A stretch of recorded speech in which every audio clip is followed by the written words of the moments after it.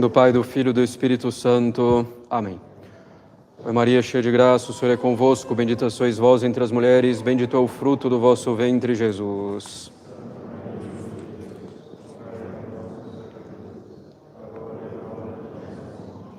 Podem sentar-se.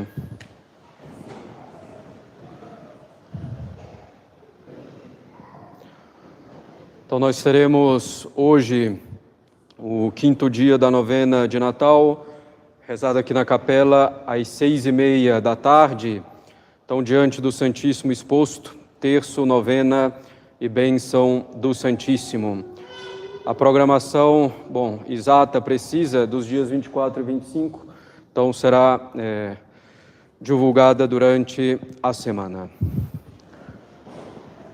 Caros católicos, o presépio de Belém contém inúmeras, quase infinitas lições para a nossa alma. De fato, a vida inteira de Nosso Senhor contém lições sem número para a nossa vida espiritual, para que possamos progredir nas virtudes, para que possamos crescer no amor a Deus, para que possamos ter uniformidade com a vontade de Deus. Com frequência, lemos o Evangelho, consideramos a doutrina sublime ensinada por Nosso Senhor durante os 3 anos de sua vida pública. Consideramos os exemplos de Nosso Senhor durante esse período.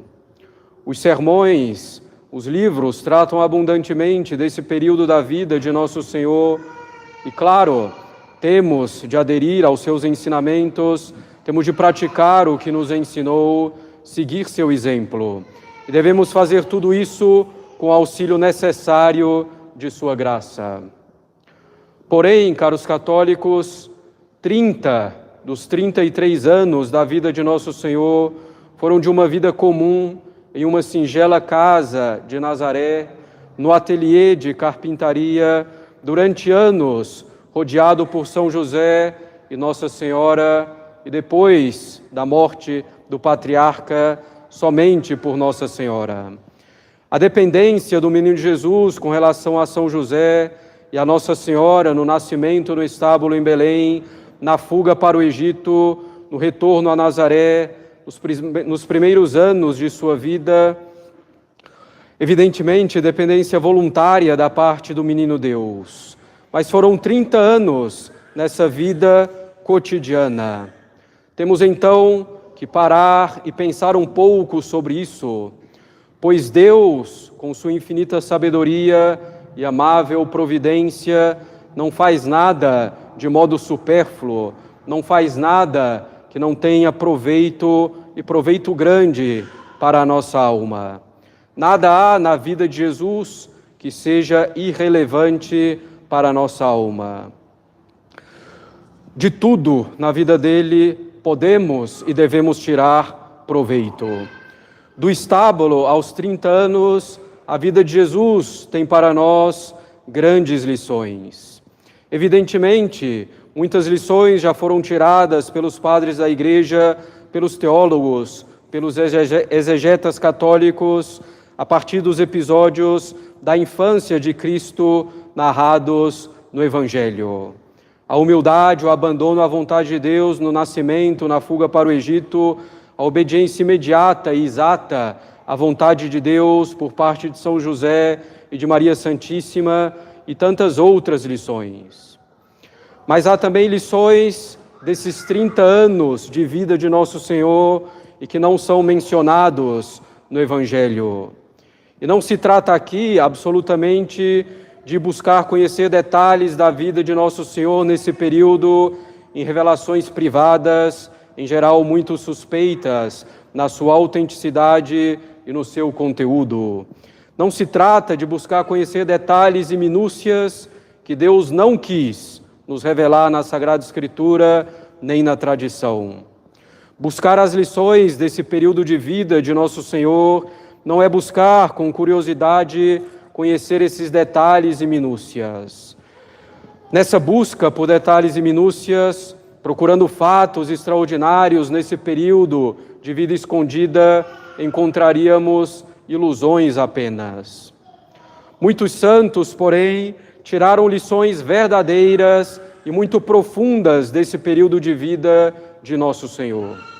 Por exemplo, São Luís Maria Grignon de Montfort tira desse período de 30 anos da vida de Cristo princípios importantes para fundamentar a consagração total a Nossa Senhora como meio de imitar mais perfeitamente a Cristo.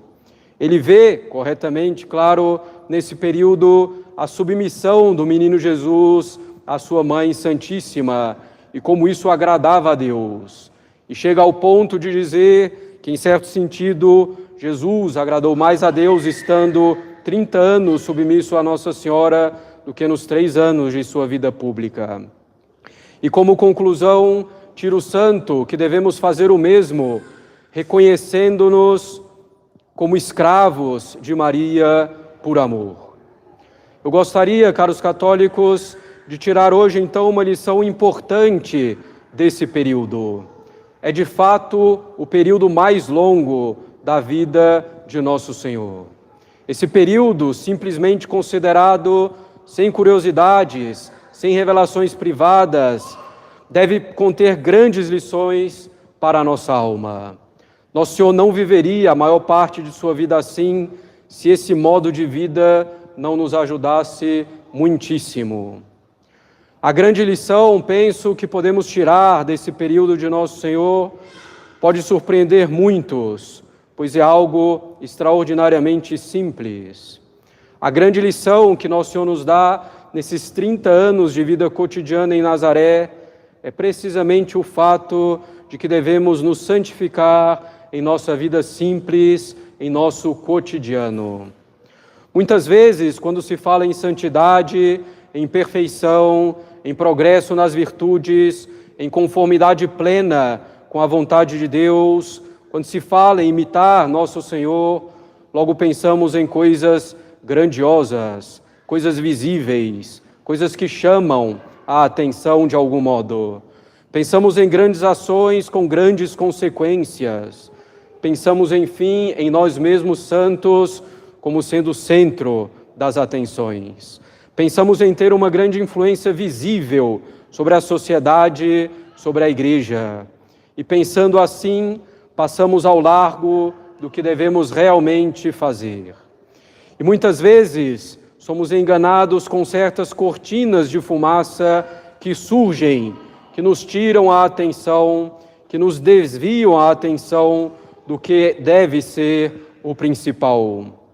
Pode ser a cortina de fumaça, por exemplo, do comunismo, a cortina de fumaça das teorias da conspiração, a cortina de fumaça dos mais variados tipos. Às vezes, ela é de fato até um problema bem real, como o comunismo. Mas nos entregamos a esse combate esquecidos de nossa própria santificação, da vida de oração sólida, esquecidos dos outros erros, às vezes tão graves quanto ou mais graves do que esse erro que combatemos. Às vezes, a cortina de fumaça é puramente ilusória, com teorias da conspiração sem raciocínio real, mas simplesmente juntando umas peças aleatórias, muitas vezes tiradas de postagens nas redes sociais e sem fundamento algum. E as pessoas são então levadas por falsos raciocínios, induzidas pelos algoritmos das redes sociais. Como vemos isso na cegueira de muitos católicos quanto à política, quanto à noção de liberdade, quanto a vários aspectos da pandemia que ainda vivemos. Somos então levados a raciocínios falsos pelos algoritmos das redes sociais, se é que há um raciocínio, ainda que falso. De fato, fomos educados no relativismo, o que destrói a nossa inteligência, e o outro lado desse erro é acreditar em coisas que não têm fundamento. Os algoritmos das redes sociais levam a falsos raciocínios à direita e à esquerda, fazendo que cada um pense o que quer e ache que tem a razão ao pensar o que quer, sem provas reais e sérias, sem raciocínio lógico, sem prudência, sem sabedoria. E os católicos são levados também esquecidos dos princípios da religião, da revelação e esquecidos mesmo do bom senso.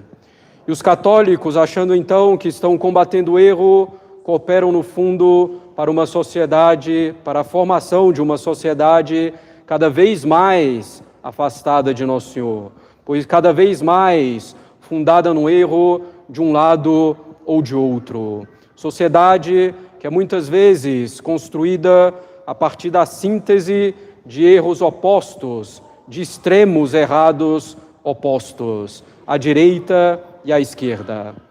Mas voltemos, caros católicos.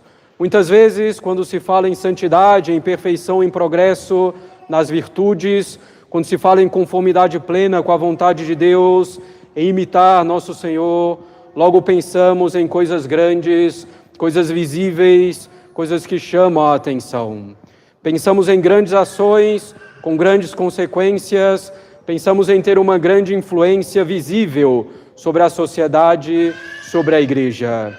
E pensando assim, passamos ao largo do que devemos realmente fazer. Olhemos, caros católicos, o exemplo de Nosso Senhor durante 30 anos antes de sua vida pública. É uma vida comum de um filho de carpinteiro e de uma jovem senhora. É a vida de um membro de uma família. Nosso Senhor nos mostra aqui que a santificação se dá no cotidiano de nossas vidas, se dá com os acontecimentos comuns de nossa vida. A nossa santificação se dá nas contrariedades do dia a dia, a nossa santificação se dá nas alegrias do dia a dia. Devemos reconhecer isso, caros católicos, a nossa santificação estar em viver bem o nosso cotidiano, reconhecendo a vontade de Deus nos fatos de nossa vida, dos mais relevantes aos mais irrelevantes. Devemos nos santificar no nosso cotidiano com os defeitos dos outros, com os defeitos do cônjuge, com os defeitos dos filhos, com os defeitos dos pais, com os defeitos dos colegas de trabalho. Devemos santificar assim, tendo paciência, procurando ajudar com caridade, se não com justiça, quando é nosso dever, por exemplo, na educação dos filhos. Devemos nos santificar no cumprimento generoso do nosso dever de Estado, na família, no trabalho. Devemos nos santificar fazendo a nossa parte em tudo e confiando o resto a Deus. Não adianta, caros católicos, fugir dos nossos problemas, das nossas cruzes. Devemos fugir, isso sim, das ocasiões de pecado, sempre que possível. Mas as cruzes, devemos carregá-las, resolvê-las com caridade, com amor a Deus e ao próximo. Em geral, vemos nessas cruzes, nos defeitos do próximo com que somos obrigados a conviver, vemos nos reveses do dia a dia, nos fracassos, nas frustrações, vemos em tudo isso impedimento para a nossa santificação e não vemos que são justamente os meios para a nossa santificação. Fugindo simplesmente dessas coisas, estamos fugindo, caros católicos, da nossa própria santificação. E mais do que isso, a nossa santificação é um combate constante com nós mesmos. É um combate constante com o nosso velho homem, nossos defeitos, nossas más inclinações, nossas imperfeições.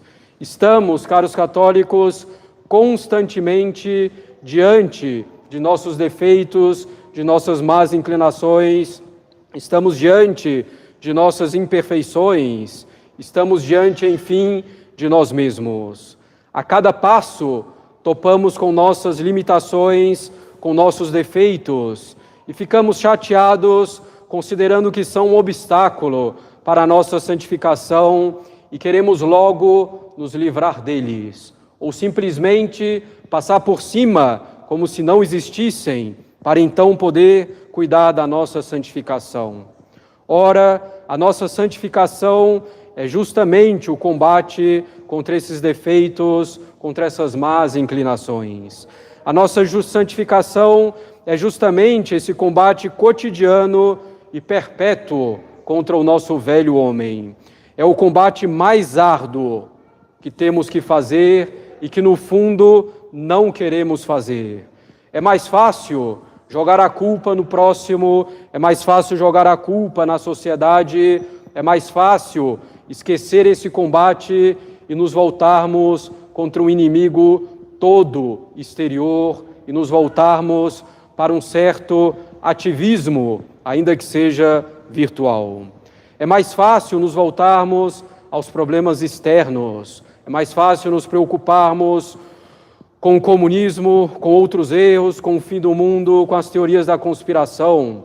Tudo isso é muito mais fácil do que o combate cotidiano contra si mesmo, contra o nosso velho homem.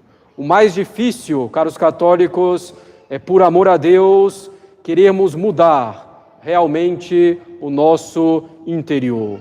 O mais difícil é, apoiados na graça, vencermos a nós mesmos no cotidiano. O mais difícil é mantermos a constância na oração, é nos mantermos na presença de Deus, é nos mantermos castos. O mais difícil é nos mantermos na conformidade com a vontade dEle, nos mantermos serenos, confiantes em Deus, em qualquer situação. O mais difícil, e esse é o primeiro e mais importante combate espiritual, é vencermos a nós mesmos. Todo outro combate só tem sentido e relevância se tivermos antes esse combate, ou se tivermos antes esse combate em nossa alma. Todo outro combate só vai ter êxito, sucesso, se travarmos também e principalmente esse combate pela nossa santificação no dia a dia. Combate discreto, escondido dos outros, desconhecido dos outros, às vezes das pessoas mais próximas, inclusive. Combate conhecido apenas de nossa alma e de Deus e de Nossa Senhora. Combate discreto, escondido, desconhecido dos outros, a imagem da vida de Nosso Senhor em Nazaré durante 30 anos. Não saiu imediatamente Nosso Senhor mundo afora para mudá-lo, ainda menos para mudá-lo politicamente em primeiro lugar. Primeiro, Nosso Senhor, sem precisar, pois já era perfeito, nos deu o exemplo de uma vida santa no cotidiano, uma vida santa no cumprimento dos seus deveres de Estado, na família, no trabalho, na oração. E podemos mais uma vez, nesse advento, invocar o exemplo de São João Batista. Também esse passa anos e anos no deserto, nesse combate contra si mesmo, no combate para adquirir a virtude. Ele, que já tinha nascido santo, purificado do pecado original, ainda no ventre de sua mãe, Santa Isabel. Ah, se todo católico levasse a sério esse primeiro e mais importante combate. Ah, se todo católico procurasse discretamente, mas firmemente, vencer-se a si mesmo. Aí teríamos então outra sociedade. Aí teríamos força para combater ordenadamente na sociedade com verdadeira união e baseados na razão e na fé e não em ilusões, não em postagens de redes sociais. Tiremos, caros católicos, essa lição da vida escondida de Cristo em Nazaré. A santificação é uma obra no cotidiano. A santificação está nessa luta contra nós mesmos, contra nossos defeitos, que estão sempre diante de nós. Esse é o primeiro e mais importante combate. Essa é a nossa santificação. E assim poderemos então viver realmente como outros Cristos, assim Cristo poderá viver em nós como vivia em São Paulo. Em nome do Pai, do Filho e do Espírito Santo. Amém.